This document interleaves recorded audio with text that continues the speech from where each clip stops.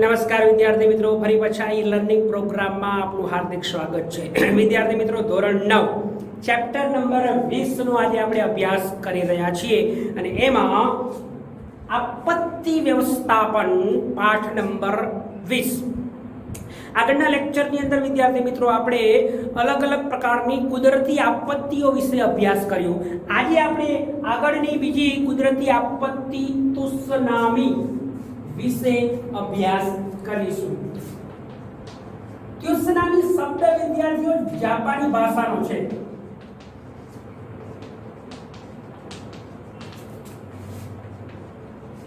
જાપાની ભાષાનો શબ્દ ત્સુનામી, તુષ એટલે બંદર અને નામી એટલે વિદ્યાર્થી મિત્રો એ મોજા તરીકે ઓળખવામાં આવે છે। તુષ એટલે બંદર, નામી એટલે મોજા, એટલે કે બંદર ઉપર મોજા, વિનાશક મોજા જ્યારે આવે છે ત્યારે એ તુષનામી તરીકે ઓળખવામાં આવે છે। તો આ તુષનામી શબ્દ વિદ્યાર્થી મિત્રો એ જાપાની ભાષાનો શબ્દ છે અને એ શબ્દ તુષનામી દ્વારા ભયંકર કુદરતી આપત્તિ સર્જાય છે। આમ તો તુસનામી છે એ સમુદ્રની અંદર જ્યારે વિનાશક શક્તિશાળી મોજા આવે છે, એ મોજા ઉત્પન્ન થાય છે, તેને આપણે તુષનામી તરીકે ઓળખવામાં આવે છે। અને આ તુષનામી શબ્દ જાપાની ભાષાનો શબ્દ છે અને એનો અર્થ થાય છે તુષુ એટલે બંદર, નામી એટલે મોજા। જ્યારે બંદર ઉપર મહાવિનાશક મોજા ટકરાય છે, સર્જાય છે, ત્યારે એ તુષનામી તરીકે ઓળખવામાં આવે છે। એટલે કે સમુદ્રની અંદર, મહાસાગરની અંદર, એના પેટાળમાં જ્યારે 7 કે તેથી વધુ રિક્ટર સ્કેલનો ભૂકંપ આવે છે, સમુદ્રની અંદર કે મહાસાગરમાં એના પેટાળમાં 7 કે તેથી વધુ રિક્ટર સ્કેલનો જ્યારે ભૂકંપ સર્જાય છે ત્યારે સમુદ્રની અંદર એ જ્વાળામુખીઓના વિસ્ફોટથી મોટા પ્રમાણની અંદર જે સમુદ્રમાં એના ભૂસ્તરીય રચનામાં ભૂસ્ખલન થાય છે ત્યારે એ તુષનામીનું સર્જન કરે છે। તો એ તુષનામી શબ્દની અંદર એની ઉત્પત્તિ મૂળ તુષનામી ઉદ્ભવવા માટે મૂળ સમુદ્રના પેટાળમાં ભૂકંપ સર્જાય છે ત્યારે એ ભૂકંપના કારણે સમુદ્રમાં રહેલા પાણીના વિનાશક મોજાઓ ઉત્પન્ન થાય છે, તેને આપણે તુષનામી તરીકે ઓળખીએ છીએ। હવે વિદ્યાર્થી મિત્રો, આ જે મોજા છે એ વલયાકારે, કેવા આકારે? વલયાકારે, આ વલયાકાર, તો એ વલયાકારે જ્યારે એ સર્જાય છે ત્યારે એ વલયાકારે સર્જાયેલા મોજા જ્યારે તીવ્ર ગતિથી એ સમુદ્રના તટ કિનારે અથવા બંદર ઉપર જ્યારે ટકરાય છે ત્યારે ઘણું બધું નુકસાન આપણને જોવા મળે છે। એટલે સમુદ્રની અંદર ઊંડા મોજા જે વધુ ઓછી ઊંચાઈના કારણે નજરે પડતા નથી, પરંતુ કિનારાની નજીક અને છીછરા સમુદ્ર ક્ષેત્રની અંદર જ્યારે પસાર થાય છે ત્યારે વિનાશકારી સ્વરૂપ ધારણ કરે છે અને કિનારા નજીક આવે છે ત્યારે એની ઝડપ ખૂબ જ વધી જાય છે અને એના કારણે પાણી છે એક દિવાલ સ્વરૂપે આગળ વધી અને એ તબાહી મચાવે છે, એક લાંબી એવી દિવાલ સ્વરૂપે એ તબાહી મચાવે છે। ઘણી બધી વખત અલગ અલગ દેશોની અંદર, વિશ્વના અલગ અલગ દેશોમાં તુસનામી કુદરતી આફત જોવા મળી છે અને એ ટકરાઈ છે અને એના કારણે સમુદ્ર કિનારાના એ નજીકના સ્થળોએ ખૂબ મોટા પ્રમાણમાં વિનાશક અસરો નિર્માણ પામેલી છે। ઉદાહરણ તરીકે 26 ડિસેમ્બર 2004 ની અંદર 26 ડિસેમ્બર 2004 ની અંદર હિન્દ મહાસાગરમાં આવા વિનાશક તુષનામી જે મોજાઓ રચાયા અને એના કારણે થાઈલેન્ડ, ઇન્ડોનેશિયા, ભારત, શ્રીલંકા સહિત દક્ષિણ પૂર્વના એશિયાના લગભગ 2 લાખ લોકોને એ મૃત્યુ થયા. લગભગ 2 લાખ લોકો અલગ અલગ આ દેશોમાંથી ઇન્ડોનેશિયા, ભારત, શ્રીલંકા, થાઈલેન્ડ જેવા દેશોમાં આ તુષનામી જ્યારે 2004ની અંદર 26 ડિસેમ્બરે એ તુષનામી સર્જાયું અને એના કારણે લગભગ 2 લાખ લોકોનો ભોગ આ તુષનામીની કારણે જોવા મળ્યો છે. આજના આ આધુનિક સાધનોની મદદથી તુષનામીની પૂર્વ સૂચના અને તેના આવવાના સમયના ચોક્કસો અંદાજ કાઢી શકાય છે. આજે આપણી પાસે ઘણી બધી એવી ટેકનોલોજીનો વિકાસ થયો છે જેના કારણે સમુદ્રના પેટાળોમાં, દરિયામાં જ્યારે હલનચલન થાય છે ત્યારે એ સમુદ્રના પાણીની અંદર જે તુષનામીના વિનાશક જે મોજાઓ છે એ મોજાઓ ક્યારે ઉત્પન્ન થશે, ક્યારે એ ટકરાશે, ક્યાં નુકસાન થશે એની આપણે ખૂબ મોટા પ્રમાણમાં અંદાજો કાઢી શકીએ છીએ. તેથી ભવિષ્યમાં હજુ પણ આવા ઘણા બધા એવા સાવચેતી રાખવી શકાય, જાનહાનિ અટકાવી શકાય એ પ્રકારના આપણે પ્રયાસો પણ કરી શકીએ છીએ. એટલે તુષનામી એટલે કે દરિયાના પેટાળમાં ભૂકંપના કારણે 7 કે તેથી વધુ રિક્ટર સ્કેલની અંદર ભૂકંપ આવે છે.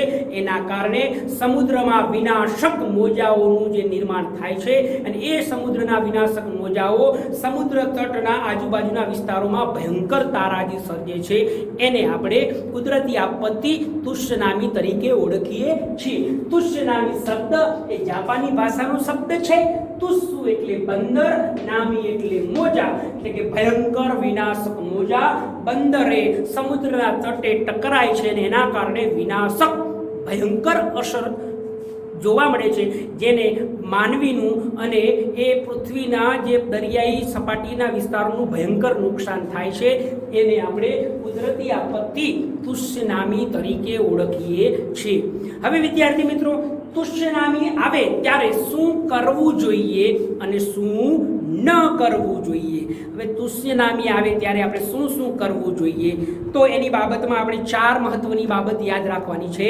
તુષનામી આવે છે ત્યારે એ સૂચના મળતા જ સમુદ્ર કિનારાથી દૂર સલામત સ્થળે ખસી જવું જોઈએ અથવા દૂર જવું જોઈએ.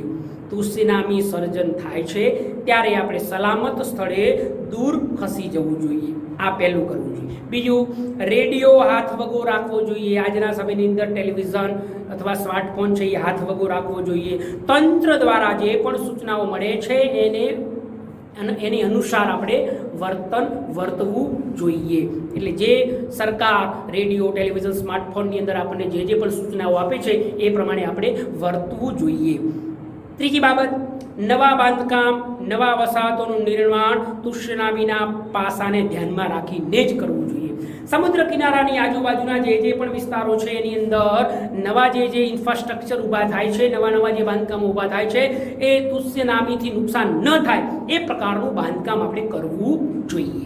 આગળ ચોથી અને છેલ્લી બાબત, મેનગ્રુવ વનસ્પતિ તુષનામી અસર એકંદરે ઘટાડે છે. એટલે કે મેનગ્રુવ વનસ્પતિ છે એ સમુદ્ર કિનારે એનું વાવેતર કરવું જોઈએ, તેનો વ્યાપ વધારવો જોઈએ અને તેને વધે એ પ્રકારના પ્રયાસો કરવા જોઈએ. કારણ કે એ મેનગ્રુવ વનસ્પતિ દ્વારા આપણે તુષનામીના મોજાને એ ભયંકર જે અસર છે એ અસરને ઓછી કરી શકીએ છીએ અને એના દ્વારા એને આપણે બચવાના પ્રયાસો થઈ શકે છે. એટલે કે સમુદ્ર કિનારે મેનગ્રુવ વનસ્પતિનું વાવેતર કરવું જોઈએ, એનો વ્યાપ વધારવો જોઈએ અને એ મોટા પ્રમાણમાં વધે, આગળ વાવેતર થાય એ માટેના આપણે પ્રયાસો પણ કરવા જોઈએ. તો તુષનામી સમયે આ 4 બાબતોની મહત્વની દેખરેખ રાખવી જોઈએ. હવે શું ન કરવું જોઈએ? કિનારે આવેલા મોજા છે ઊંચા મકાનો કિનારે આવેલા ઊંચા મકાનો ઉપર આશરો ન લેવો, કારણ કે તેનાથી વિનાશક મોજાની અસરથી તે તૂટી શકે છે. ઘણી બધી વખત આપણે શું કરીએ છીએ કે જ્યારે એ તુષનામી આવે છે અને વિનાશક મોજા આવે છે ત્યારે આપણે મકાનની છત ઉપર જઈએ છીએ. તો એ મકાનની છત ઉપર જવાથી મકાનની સાથે એ તુષનામીના મોજા ટકરાશે ત્યારે મકાન પડી શકે છે એવો ભય રહી શકે છે. એટલે કે મકાનની છત ઉપર આપણે જવું જોઈએ નહીં, કારણ કે એ તૂટી શકે છે. તુસ્નામી ઓસર્યા પછી તંત્ર દ્વારા જે સૂચના મળે છે એ પહેલા સમુદ્ર કિનારા તરફ ન જવું જોઈએ, કારણ કે એ મોજા ફરી પાછા પણ આવી શકે છે. એ કુદરતી આપત્તિ છે. એટલે જ્યાં સુધી તંત્ર આપણને કોઈ પણ સૂચના ન આપે ત્યાં સુધી સમુદ્ર કિનારા તરફ જવું ન જોઈએ. તો આવી વિશેષ પ્રકારની કુદરતી આપત્તિ ત્યુસ્નામી, જે જાપાની ભાષાનો શબ્દ છે, ત્યુસ એટલે બંદર, નામી એટલે મોજા, સમુદ્રના પેટાળની અંદર ભૂકંપ થાય છે ત્યારે એ 7 કે તેથી વધુ રિક્ટર સ્કેલ ઉપર જ્યારે એ ભૂકંપ નોંધાય છે ત્યારે સમુદ્રના એ પાણીમાં વિનાશક મોજા સર્જાય છે. એ મોજા મોટા દિવાલ સ્વરૂપે એ સમુદ્ર કિનારા તરફ ધસી આવે છે અને એ સમુદ્ર કિનારા તરફ બંદર અને એ આજુબાજુના વિસ્તારોમાં વિનાશક અસર કરે છે. તો આ પ્રકારની તુસ્નામી સમયે આપણે શું કરવું જોઈએ અને શું ન કરવું જોઈએ એની દેખરેખ રાખવી જોઈએ. ત્યાર પછી બીજી આગળની કુદરતી આપત્તિ દુષ્કાળ. બીજી આપત્તિ છે દુષ્કાળ, અનાવૃષ્ટિ. હવે દુષ્કાળ એ અત્યંત વિનાશકારી, લાંબા સમય સુધી એ કુદરતી પ્રભાવ, એ પ્રકોપ આપણને એનો જોવા મળે છે. દુષ્કાળનો પ્રકોપ એ કુદરતી આપત્તિનો પ્રકોપ લાંબા સમય સુધી આપણને એનો પ્રભાવ જોવા મળે છે. તેની અસર જીવસૃષ્ટિના અસ્તિત્વ માટે જરૂરી એવી બાબત પાણી, ખોરાક ઉપરાંત પ્રગાઢ રીતે જોડાયેલી છે. હવે દુષ્કાળ સર્જાય છે એ માત્ર માનવીની તમામ જીવસૃષ્ટિને એ અસર કરે છે. એના પાણી માટે, એના ખોરાક માટે એ તમામ જીવસૃષ્ટિને દુષ્કાળ અસર કરે છે. હવે દુષ્કાળ છે એ મોસમી આબોહવાના વિસ્તારોમાં અનિયમિત વર્ષા ઋતુથી અને ઓછા કે નહિવત વરસાદના કારણે એ દુષ્કાળની સમસ્યા ઉદ્ભવે છે. ઓછા કે નહિવત કે સાવ વરસાદ ન પડે એવી પરિસ્થિતિમાં દુષ્કાળનું ઉદ્ભવ થાય છે. કારણ કે એ દુષ્કાળ થવાથી ખેતીના પાકો, અનાજ, જીવસૃષ્ટિ માટેની પાણી એ સંપૂર્ણ રીતે તેના ઉપર અવલંબે છે અને એના કારણે એ પાણીની અછતથી પરિસ્થિતિ પાણીના અભાવના લીધે સર્જાય છે. આ પરિસ્થિતિમાં ખેતી, કુદરતી વનસ્પતિને ભારે હાનિ પહોંચે છે. દુષ્કાળની સ્થિતિમાં માનવો માટે અનાજની સાથે સાથે માનવીને તો અનાજની પરિસ્થિતિનો સામનો કરવો જ પડે છે. એની સાથે ખૂબ ભયંકર અસર પાલતુ પશુઓના ઘાસચારાની સમસ્યા ઊભી થાય છે. આ જમાનાની અંદર દુષ્કાળના ભૂખમરાથી ભારે જાનહાનિ થઈ છે. એક જમાનામાં દુષ્કાળ સમયે ઘણી બધી ભારે જાનહાનિ થતી જોવા મળેલી છે. આજના યુગમાં વાહન વ્યવહાર, સુદૃઢ વ્યવસ્થા આવવાના કારણે આપણે એ દુષ્કાળ છે એને નિવારી પણ શક્યા છીએ. તો દુષ્કાળ છે એ આબોહવા વર્ષા ઋતુના ચક્રની અંદર ફેરફાર થવાના કારણે પાણી, વરસાદ ઓછો પડે, નહીવત પડે અથવા સાવ ન પડે ત્યારે આ દુષ્કાળની પરિસ્થિતિનું નિર્માણ થાય છે અને એના કારણે સમગ્ર જીવસૃષ્ટિને એ દુષ્કાળની અસર થાય છે. એનો પ્રભાવ લાંબા સમય સુધી આપણને જોવા મળે છે. ઘાસચારાની પાલતુ પશુઓ માટે, માનવીઓ માટે ખોરાકની, પાણીની ખૂબ મોટા પ્રમાણની આવી વિકટ પરિસ્થિતિનું નિર્માણ થાય છે. તો એ કુદરતી આપત્તિ ભૂકંપ છે. તો એ ભૂકંપ સમયે કુદરતી આપત્તિ દુષ્કાળ, એ દુષ્કાળ સમયે આપણે શું કરવું જોઈએ? તો સૌથી પહેલા તો દુષ્કાળ સમયે આપણે શું કરવું જોઈએ? તો કે ખેતીમાં ટપક પદ્ધતિનો વ્યાપ વધારવો જોઈએ. કારણ કે ટપક પદ્ધતિનો વ્યાપ વધારીશું તો જે સંગ્રહાયેલું પાણી છે એ આપણે બચી શકે છે. બચે તો એ પાણીનો આપણે સદુપયોગ કરી શકીશું જ્યારે દુષ્કાળ આવે છે ત્યારે. તો ખેતીમાં ટપક પદ્ધતિનો વ્યાપ વધારવો જોઈએ. અનાજની માપબંધી, ઉપલબ્ધ જથ્થાનો અંદાજ કાઢી વાપરવાનું આયોજન કરવું જોઈએ. પરિસ્થિતિ ક્યારે પણ દુષ્કાળની ઉદ્ભવી શકે છે. તો એ દુષ્કાળની પરિસ્થિતિ ઉદ્ભવે ત્યારે આપણે અનાજનો અંદાજ કાઢી કેટલું વાપરવું જોઈએ એ બાબતની દેખરેખ પણ રાખવી જોઈએ. ત્રીજી બાબત, રાહતના કામો, સસ્તા દરના અનાજની વિતરણની વ્યવસ્થા પણ દુષ્કાળ સમયે આપણે ઊભી કરવી જોઈએ. ચોથી અને અંતિમ બાબત, તાકીદના કામ સિવાય બાંધકામની પ્રવૃત્તિ બંધ રાખવી જોઈએ. જે જરૂરિયાત છે એ પ્રકારના જ બાંધકામો કરવા જોઈએ, કારણ કે બાંધકામની અંદર પાણીનો ખૂબ મોટા પ્રમાણમાં આપણે ઉપયોગ કરીએ છીએ. તો જે જરૂરી છે એવા પ્રકારના જ બાંધકામો આપણે કરવા જોઈએ. તો દુષ્કાળની પરિસ્થિતિ સમયે આપણે આટલું કામ કરવું જોઈએ. હવે શું ન કરવું જોઈએ? તો કે અનાજનો બગાડ અટકાવવા માટે ભોજન સમારંભો ન યોજવા જોઈએ. જે આપણી પાસે અનાજ બચેલું છે એ અનાજનો બગાડ ન થાય એના માટે ના પ્રયાસો કરવા જોઈએ. તો આ પણ ભોજન સમારંભમાં એ અનાજનો બગાડ ન થાય એ માટેની તકેદારી રાખવી જોઈએ. ત્યાર પછી નાગરિકોને અનાજ કે ઘાસચારાની સંગ્રહખોરી ન કરવી જોઈએ. તો દુષ્કાળ સમયે અનાજની સંગ્રહખોરી, કારણ કે જે લોકોને જરૂરિયાત છે એ લોકોને મળે નહીં, અને જેની પાસે છે એની પાસે અઢળક અનાજ હોય તો એ નથી છે જેની પાસે અનાજ નથી એના માટે ઘણી બધી વિકટ પરિસ્થિતિનું નિર્માણ થશે. એટલે સંગ્રહખોરી, અનાજની સંગ્રહખોરી ન કરવી જોઈએ. એ ઉપરાંત ઘાસચારાની પણ, પાલતુ પશુ માટે ઘાસચારાની સંગ્રહખોરી પણ ન કરવી જોઈએ. તો આટલું ન કરવું જોઈએ અને આપણે આગળ જે છે એટલું કરવું જોઈએ. તો આ બાબત છે દુષ્કાળ સમયે. હવે આગળની છઠ્ઠી કુદરતી આપત્તિ, દાવાનળ. દાવાનળ સર્જાય ત્યારે શું કરવું જોઈએ? તો દાવાનળ એટલે કે જંગલોમાં લાગતી આગ. જંગલોમાં જે આગ લાગે છે એને આપણે દાવાનળ કહીએ છીએ. હવે એ દાવાનળ જ્યારે મોટા પાયા પર ફેલાઈને ભારે વિનાશ સર્જે છે. દાવાનળની ઘટના માટે ઘણી બધી વખત વીજળી પડવા સિવાય ઘણા બધા એવા કારણો છે જે માનવ સર્જિત પણ જવાબદાર છે. દાવાનળ એક કુદરતી આપત્તિ છે 100%.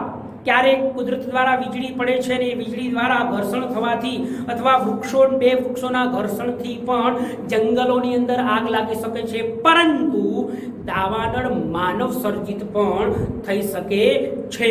તો ક્યારેક માનવી જંગલોની અંદર સળગતી બીડી, સિગારેટ, દીવાસળી ફેંકવી, પર્યટન યાત્રી કે પશુ ચરાવનાર દ્વારા સળગતી સામગ્રી છોડી દે છે, જે પણ દાવાનળ ઉત્પન્ન થવા માટે જવાબદાર કારણ છે.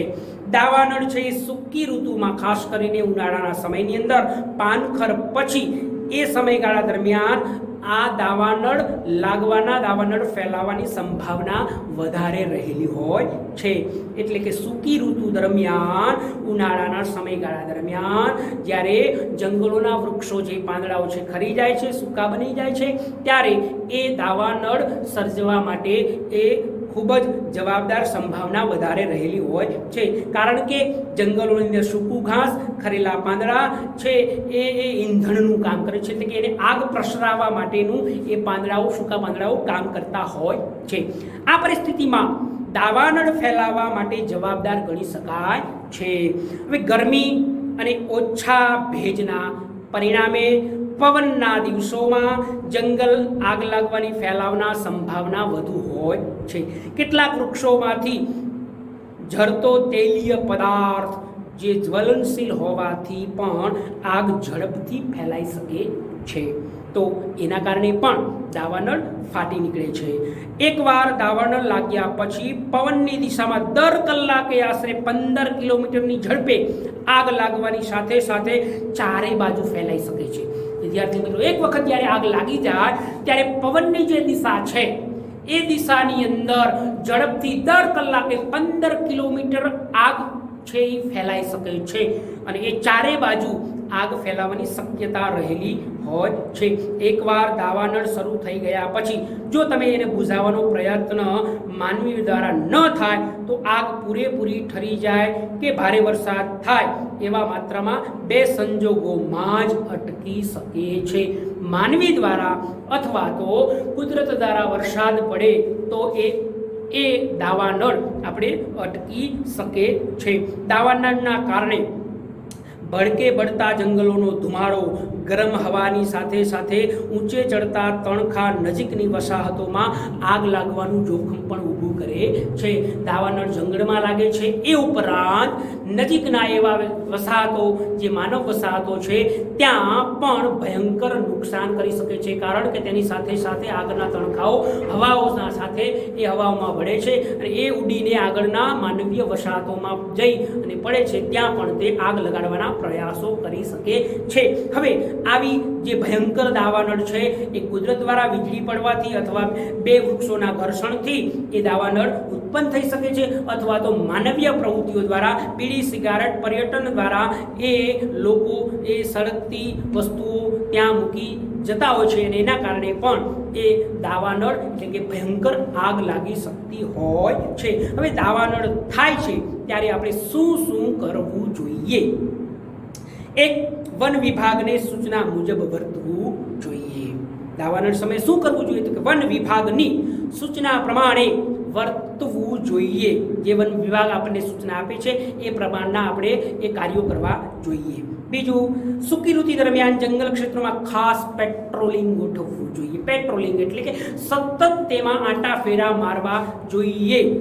જો એ અગમચેતી આપણને મળી જાય, અગમચેતી આપણે જાણકારી મેળવી લઈએ તો એના ઉપર આપણે કાબૂ કરી શકીએ છીએ. તો સતત જંગલ વિસ્તારોમાં સૂકી ઋતુ દરમિયાન એટલે ઉનાળા દરમિયાન એ જંગલ વિસ્તારોમાં સતત પેટ્રોલિંગ કરવું જોઈએ.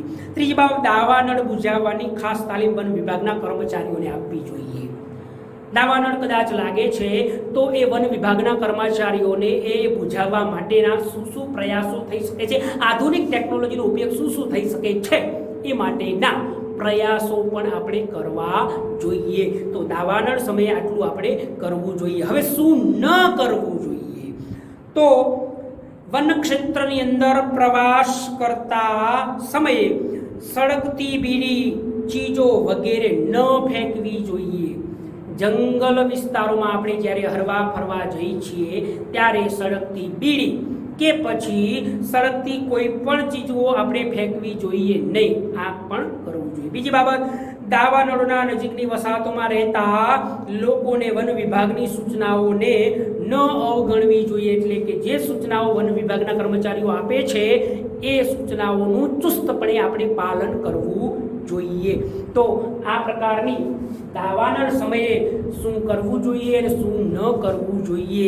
દાવાનળ કેવી રીતના ઉદ્ભવ થાય છે? તો કે કુદરત દ્વારા એ વીજળી પડવાથી અથવા બે વૃક્ષોના ઘર્ષણથી પણ દાવાનળ ફાટી શકે છે, અથવા માનવ સર્જિત પણ એ દાવાનળ આપણને જોવા મળે છે. તો દાવાનળ સમયે શું કરવું જોઈએ અને શું ન કરવું જોઈએ એની આપણે વિગતવાર સમજ મેળવી. પરીક્ષા પૂછાય દાવાનળ સમયે શું કરવું જોઈએ અને શું ન કરવું જોઈએ 2 ગુણમાં 3 ગુણમાં, તો તમારે આટલા 3 પોઈન્ટ તમારે લખવાના છે. બહુ સરળ, સીધા અને સાદા એ પોઈન્ટ છે.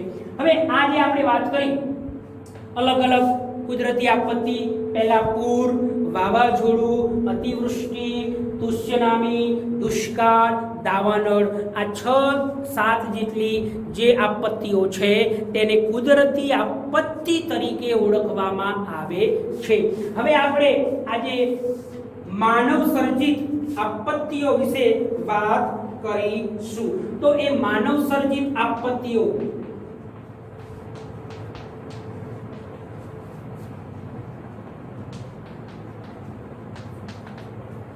માનવ સર્જિત આપત્તિઓ ઘણી બધી વખત માનવીની ભૂલના કારણે અથવા માનવી દ્વારા એન કઈન પ્રકારે એ કુદરતી પ્રક્રિયાના ભાગરૂપે અથવા માનવીની ભયંકર ભૂલના કારણે ક્યારેક એવી ભયંકર તારાજી સર્જાય છે.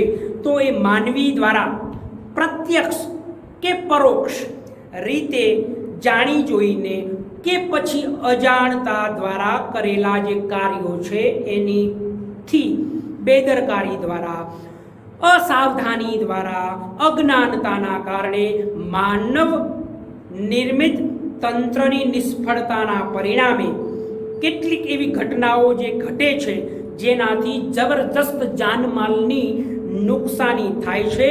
તો આવી દુર્ઘટનાઓને માનવ સર્જિત આપત્તિ તરીકે ઓળખવામાં આવે છે. તો એ માનવ સર્જિત આપત્તિનું સર્જન ક્યારે થાય છે? તો કે પ્રત્યક્ષ કે પરોક્ષ અજાણતા, ભૂલથી, બેદરકારીથી, અસાવધાનીથી, અજ્ઞાનતા દ્વારા, માનવ સર્જિત તંત્રની નિષ્ફળતા દ્વારા પરિણામે જે પણ જે ઘટનાઓ ઘટે છે અને એના કારણે ખૂબ ભયંકર માલ સામાનનું, જાનમાલની હાનિનું નુકસાન થાય છે, ત્યારે એવી આપત્તિઓને માનવ સર્જિત આપત્તિ તરીકે ઓળખવામાં આવે છે. વિદ્યાર્થી મિત્રો, માનવ સર્જિત આપત્તિઓની અંદર ઔદ્યોગિક અકસ્માત,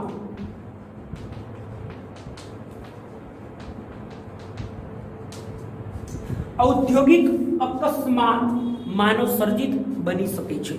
ક્યારે? કે ક્યાંક કેટલાક સમયગાળા દરમિયાન અમુક એવા ઔદ્યોગિક વસાહતોમાં એટલે કે ઔદ્યોગિક એકમો હોય છે અને એ ઔદ્યોગિક એકમો, મિલ, કારખાનામાં પૂરેપૂરી સાવચેતી પછી પણ અકસ્માત થવાનો ભય રહેલો હોય છે. તો એ અકસ્માતોથી માનવી, પશુઓની જાનહાનિ થાય છે. ઉપરાંત પર્યાવરણને પણ ભારે માઠી અસર થાય છે. ઔદ્યોગિક અકસ્માતોમાં મૂળ માનવીય ભૂલ જવાબદાર હોય છે. ઔદ્યોગિક પ્રક્રિયાના વિવિધ યંત્રોનું સંચાલન, સાર સંભાળ અને ઉત્પાદનની સામગ્રીની હેરફેર, સંગ્રહ, વિતરણ માણસો દ્વારા થાય છે અને આ દરેક તબક્કે અકસ્માત થવાની સંભાવનાને નકારી શકાતી નથી. માનવી જ્યારે ઉદ્યોગ, કારખાના, મિલોની અંદર જ્યારે પણ એ પ્રયાસો કરે છે, એ પ્રયાસોમાં ક્યારેક સંચાલનની અંદર એની મરમ્મત એટલે કે સાર સંભાળની અંદર જ્યારે બેદરકારી રાખવામાં આવે છે, માલ સામાનની જ્યારે હેરફેર કરવામાં આવે છે અથવા વધુ પ્રમાણમાં માલ સંગ્રહવામાં આવે છે અથવા વિતરણ દ્વારા ક્યારેક એ માણસો દ્વારા એ ભયંકર ભૂલ કરવામાં આવે છે, ત્યારે એ ઔદ્યોગિક અકસ્માત સર્જાય છે અને એના દ્વારા ઘણી બધી વખત આપણે ભયંકર એના માઠા પરિણામો ભોગવવા પડે છે. જેનું ઉત્તમ ઉદાહરણ ભોપાલ ગેસ દુર્ઘટના.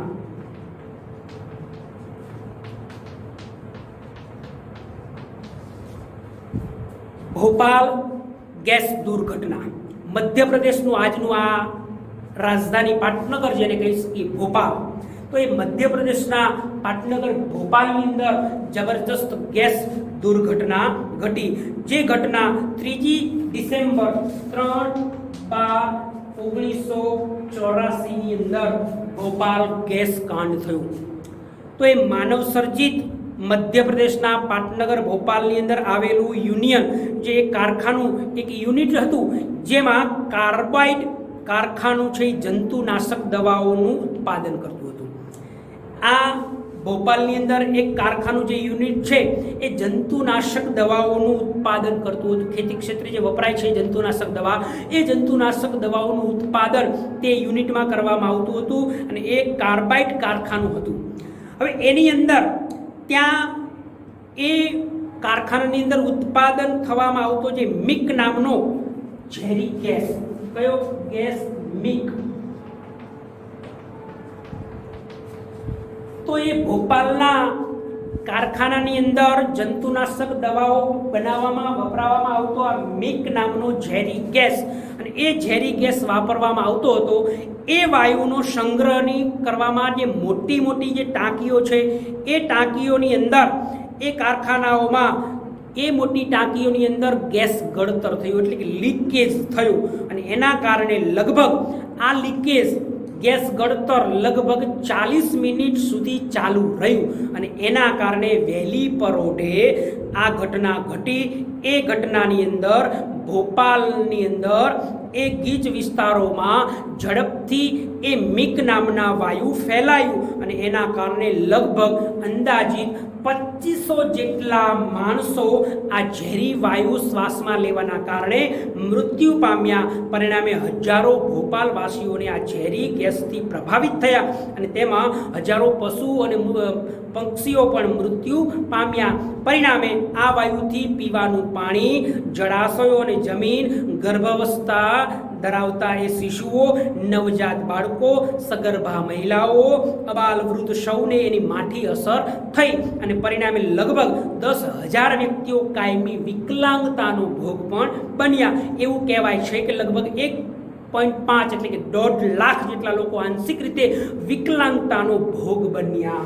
તો એ જંતુનાશક દવા બનાવતું એ કારખાનું, અને એ કારખાનામાં કાર્બાઇડનું જે કારખાનું હતું એમાં એ જંતુનાશક દવા બનાવવા માટે મિક નામનો ઝેરી ગેસ જે હતો એ ઝેરી ગેસ સંગ્રહાયેલી ટાંકીઓમાંથી લીકેજ થયો, એનું ગળતર થયું, ગેસ ગળતર થયું અને એ વાયુમાં ભળી જતા લગભગ શ્વાસ વહેલી પરોઢે શ્વાસ ન લઈ શકવાના કારણે 2500 જેટલા લોકો મૃત્યુ પામ્યા અને 1.5 લાખ જેટલા લોકો એ વિકલાંગતાનો ભોગ બન્યા.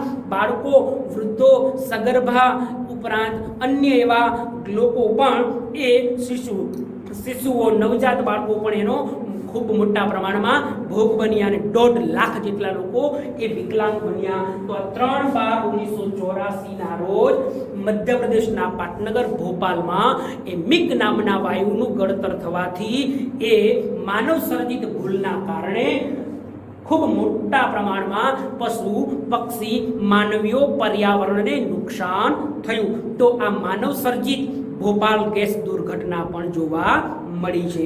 તો આવી ગળતર થાય છે, એ ગેસ લીકેજ થાય છે, એ વાયુ લીકેજ થાય છે, એ સમયે આપણે બચાવ કામગીરી શું કરવી જોઈએ? તો એ આપણે શું કરવું જોઈએ? આવી ગેસ ગળતર થાય ભવિષ્યની અંદર આવું જ્યારે બની શકે ત્યારે આપણે એ સમયે શું કરવું જોઈએ? તો એના વિશે સમજીએ.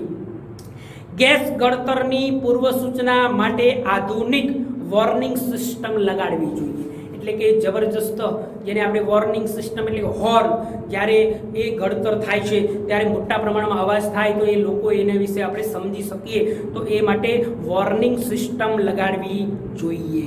બીજું, કારખાનામાં સલામતીના ઉચ્ચ માપદંડો નિર્ધારિત કરી એનું પાલન કરવું જોઈએ. ત્રીજી બાબત, જો ગેસની હેરફેર દરમિયાન ગળતર થાય તો ગેસ ટેન્કરને માનવ વસાહતોથી દૂર લઈ જવું જોઈએ, જેનાથી પણ આપણે અસર ઓછી કરી શકીએ છીએ. ચોથી બાબત, તે સમયે પવનની દિશા જોઈએ તેનાથી વિરુદ્ધ દિશામાં જવું જોઈએ. પવન છે એ પવનની દિશા પૂર્વ બાજુ છે તો એ આપણે પૂર્વથી વિરુદ્ધ દિશાની અંદર જવું જોઈએ. ત્યાર પછી શ્વાસમાં તકલીફ, આંખમાં બળતરા જેવી તકલીફો જાતે ઉપચાર કરવાના બદલે તાત્કાલિક ડોક્ટર એટલે કે તબીબી સહાય લેવી જોઈએ. છઠ્ઠી બાબત, બેહોશ, અશક્ત થયેલા લોકોને તાત્કાલિક રીતે પ્રભાવિત ક્ષેત્રથી દૂર કરવા જોઈએ. એટલે કે જે ક્ષેત્રની વિસ્તારની અંદર આ ઘટના ઘટી છે, ગેસની ઘટના ઘટી છે, દુર્ઘટના ઘટી છે, તો એને એ વિસ્તારથી અલગ વિસ્તારની અંદર એને લઈ જવા જોઈએ. 7મી બાબત, ફાયર બ્રિગેડ તથા પોલીસને ખબર આપવી જોઈએ, એટલે કે જાણકારી આપવી જોઈએ.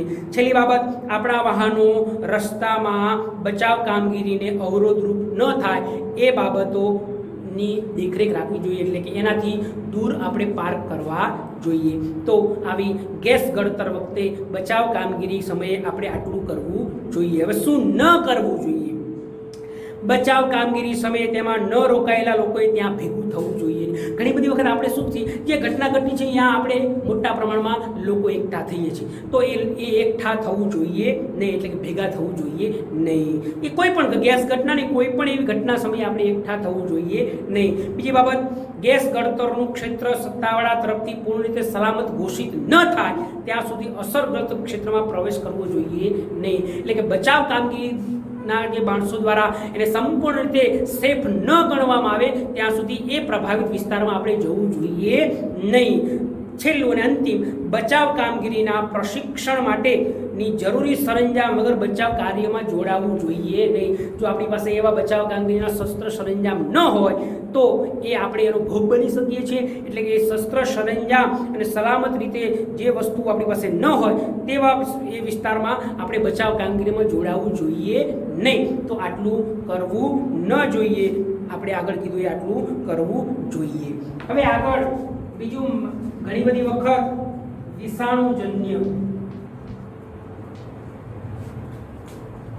રોગ. વિષાણુજન્ય રોગ એ પણ મોટી આપત્તિનું સર્જન કરી શકે છે. તો વિદ્યાર્થી મિત્રો, જ્યારે સામાન્ય પરિસ્થિતિ કરતાં ઘણા મોટા પ્રમાણના વિસ્તારોમાં મોટી સંખ્યામાં લોકોને રોગનો ભોગ બને છે ત્યારે આ રોગચાળો ફાટી નીકળ્યો એમ કહેવાય છે. અત્યારે તમે વિદ્યાર્થી મિત્રો જુઓ છો, દુનિયાની અંદર મહામારી અત્યારે ચાલી રહી છે કોરોનાની. તો એ કોરોનાની મહામારી છે એ મોટા વિસ્તારમાં ફેલાયેલી હોય અને એ રોગનો ભોગ જ્યારે ફાટી નીકળે છે ત્યારે આપણે આ વિષાણુજન્ય રોગ કહી શકીએ છીએ. એ રોગથી લોકો પ્રભાવિત થવાના કારણે મોટા પ્રમાણમાં પોતાના પ્રાણ ગુમાવે છે. અત્યારે આ પરિસ્થિતિ ઊભી છે, ખૂબ મોટા પ્રમાણમાં લોકો મૃત્યુ પામી રહ્યા છે અને કોરોનાનો ભોગ પણ બની રહ્યા છે. તો સામાન્ય રોગ કરતાં વિષાણુજન્ય રોગ દર્દીઓની સંખ્યામાં ઝડપથી વધે છે. અત્યારે તમે જોઈ લો વિદ્યાર્થી મિત્રો, સામાન્ય કરતાં કોરોનાના કારણે એ દર્દીઓની સંખ્યામાં ખૂબ મોટા પ્રમાણમાં વધારો થઈ રહ્યો છે. તો એ રોગને આપણે વિષાણુજન્ય રોગ કહી શકીએ છીએ. તો આ રોગોમાં એ લોકો ખૂબ મોટા પ્રમાણમાં જે છે એ પ્રાણ ગુમાવે છે, મૃત્યુ પામે છે. તો એ દર્દીઓની સંખ્યા ઝડપથી વધે છે. દાખલા તરીકે પહેલાના સમયની અંદર dengue, Ebola, swine flu, influenza જેવા રોગો આજ દિન સુધી હજારો લોકોને પોતાનો શિકાર બનાવે છે. એમાં આજે આ ઉમેરી દેજો, ડેન્ગ્યુ, સ્વાઇન ફ્લૂ, ઇબોલાની જગ્યાએ હવે એમાં કોરોના પણ તમે આ વિષાણુજન્ય રોગમાં તમે એને ઉલ્લેખ કરી શકો છો. તો એ લોકોનો આજે એ શિકાર બનાવી રહ્યા છે. આ રોગની ભયાનકતા વિકરાળ હોય છે. આપણે બધા અત્યારે જોઈએ છીએ કેટલી બધી વિકરાળતા આ કોરોનાની છે. તો આવા વિષાણુજન્ય રોગો છે એનો શિકાર થઈ રહ્યા છે. આ રોગની ભયાનકતા વિકરાળતા હોય છે. પ્રાચીન કાળમાં પ્લેગ જેવા રોગો લાખોની સંખ્યામાં પોતાના લોકોનો શિકાર બનાવ્યા છે. તો આજે લાખોની કરોડોની સંખ્યામાં આ કોરોનાએ પોતાનો શિકાર બનાવ્યો છે. જો કે વર્તમાન સમયમાં અગાઉની તુલનામાં પ્રાચીન કાળની અંદર જે અગાઉ વૈજ્ઞાનિક શોધખોળ, રોગ પ્રતિકારક રસીઓ આજે શોધી છે પણ હજુ એવી બહુ અસર કરતી નથી. સમય છે, મળી જશે, ચિંતા કરતા નહીં. તો એ રસીઓ, બચાવના ઉન્નત ઉપાયો, સાધનોની રોગચાળાના પ્રકોપની પ્રતિકારક અસર સરળતાથી થઈ શકે એ પ્રકારની વ્યવસ્થા પણ થઈ શકે છે. પણ સાથે સાથે નવા વિષાણુજન્ય રોગો, પરંપરાગત દવાઓ અસરકારક ના નીવડે એવા રોગોનો પ્રકોપ સમયે મોટી જાનહાની અને ખતરા માનવજાત પર તોડાઈ રહે છે. આ વરવી વાસ્તવિકતા છે. ખરેખર આ કીધું એ બહુ જ સાચું કીધું છે. જેમ જેમ આપણે નવી ટેકનોલોજી, નવી દવાઓ શોધી રહીએ છીએ એમ વિષાણુજન્ય રોગો પણ આ પરંપરાગત દવાઓ અસરકારક ના નીવડે એવા રોગોનો પ્રકોપ, મોટી સમયે જાનહાનીનો ખતરો ઊભો થાય છે. આ ઇબોલાથી આપણે નિજાત પામી, ડેન્ગ્યુથી આપણે બચ્યા, સ્વાઇન ફ્લૂથી બચ્યા હતા, નવો રોગ કોરોના આવ્યો. તો આવા અલગ અલગ પ્રકારના રોગોનો, વિષાણુજન્ય રોગોનો ખતરો ઊભો થતો જાય છે અને એ ખતરાથી માનવજાતને ભયંકર મૃત્યુના, મોતના તાંડવો આપણે તોડાઈ રહ્યા છે. એ વરવી વાસ્તવિકતા છે. હવે એ વાસ્તવિકતા વિશે સમજીએ તો કે સપ્ટેમ્બર 1949માં સપ્ટેમ્બર 1994માં સુરત શહેરમાં પ્લેગ રોગચાળો ફાટી નીકળ્યો. તાજેતરમાં 2015માં ગુજરાત, દિલ્હી, અન્ય દેશોમાં સ્વાઇન ફ્લૂ, ડેન્ગ્યુનો રોગચાળો ફાટી નીકળ્યો. યોગ્ય પગલાં ભરી તેને મહામારી માટેના રોકવાના એમાં ઉમેરી દીધો. સુરતમાં 1994માં, 2015માં ગુજરાત અને દિલ્હીમાં સ્વાઇન ફ્લૂ, 2020માં સમગ્ર દેશમાં કોરોના નામનો વિષાણુજન્ય રોગ ફાટી નીકળ્યો છે અને એને હવે આપણે રોકવાના, જાનહાની ન થાય એના માટેના પગલાં લેવામાં આવે એ પ્રકારની આપણે કુદરત પાસે પ્રાર્થના કરીએ, વૈજ્ઞાનિકો પાસે આપણે પ્રાર્થના કરીએ કે આવી આ ભયંકર મહામારી જે ઇબોલા હતી, સ્વાઇન ફ્લૂ હતો, ડેન્ગ્યુ હતો, એનાથી આપણે બચી શક્યા. તો આવા કોરોનાથી પણ, આવા વિષાણુજન્ય રોગ કોરોનાથી પણ આપણે નિજાત પામીએ, બચી શકીએ એવી પ્રભુ પાસે પ્રાર્થના કરીએ, ઈશ્વર પાસે, અલ્લાહ પાસે પ્રાર્થના કરીએ તો એ માનવજાત બચી શકે. તો આવા અસંખ્ય સમય જતાં જેમ જેમ આપણે શોધ કરીએ છીએ, નવી નવી દવાઓ શોધીએ છીએ, એમ નવા વિષાણુજન્ય રોગો ઉત્પન્ન થતા જાય છે અને માનવી એની સાથે સંઘર્ષ કરીને પોતાનું જીવન અસ્તિત્વ ટકાવી રાખવાના પ્રયાસો કરે છે. તો કે સુરતમાં 1994માં પ્લેગ આવ્યો, 2015માં ગુજરાત અને દિલ્હી જેવા વિસ્તારોમાં સ્વાઇન ફ્લૂ નામનો વિષાણુજન્ય રોગ આવ્યો અને 2020ની અંદર આ દુનિયાને ભરલો લઈ શકે એવો આ કોરોના નામનો વિષાણુજન્ય વાયરસ આવ્યો અને એ વાયરસથી આપણે માનવજાત, દુનિયા, મનુષ્ય એ ટકી શકે એ માટેના પ્રયાસો કરવા જોઈએ અને એમાંથી પણ આપણે બચી શકીશું એવી આપણે પ્રભુ પાસે, ઈશ્વર પાસે, અલ્લાહ પાસે પ્રાર્થના કરીએ. તો વિદ્યાર્થી મિત્રો, આજે આપણે 3 માનવ સર્જિત આપત્તિઓ, એમાં ઔદ્યોગિક અકસ્માત પણ બની શકે છે, ભોપાલ ગેસ કાંડ બન્યો છે અને આવા વિષાણુજન્ય રોગો પણ જોવા મળે છે. એનું તાજું ઉદાહરણ કોરોના મહામારી આજના સમયમાં ખૂબ ભયંકર રીતે ગુજરાત, ભારત દેશ અને વિશ્વની અંદર એ જોઈ રહ્યો છે અને વિશ્વના તમામ વૈજ્ઞાનિકો, માનવીઓ, ગરીબથી માંડી તવેંગર લોકો પણ એ મહામારી સામે આજે ઝઝૂમી રહ્યા છે. તો એ માટેના પ્રયાસો કરી રહ્યા છે. તો આવા વિષાણુજન્ય રોગો પણ આપણને જોવા મળે છે. તો વિદ્યાર્થી મિત્રો, આજે આપણે અહીં સુધી રાખીએ. આવતા નેક્સ્ટ લેક્ચરની અંદર બીજી એવી ટોપિકો સાથે હું આપની સમક્ષ ઉપસ્થિત થઈ. તમે અહીં સુધીનું તૈયાર કરજો, વાંચજો, લખજો, એનું વારંવાર રટણ કરશો તો 100% તમને એમાં સફળતા મળશે. અને આ બધી જે વાતો કરી, કુદરતી આપત્તિ, માનવ સર્જિત આપત્તિ સમયે શું કરવું, શું ન કરવું, એ જીવનમાં હંમેશા યાદ રાખજો. એ ભવિષ્યની અંદર આપણને કામ પણ લાગી શકે છે. ક્યારે કુદરતી આપત્તિ આવી શકે છે, ક્યારે માનવ સર્જિત આપત્તિ આવે છે, એનું કાંઈ નક્કી હોતું નથી. તો એની સામે આપણે મજબૂત રીતે, સાવચેતી રીતે પગલાં ભરીએ એ જ સચોટ ઉપાય છે. તો વિદ્યાર્થી મિત્રો, અહીં સુધી આજના આ લેક્ચરમાં આપણે રાખીએ છીએ. જય હિન્દ, જય ભારત.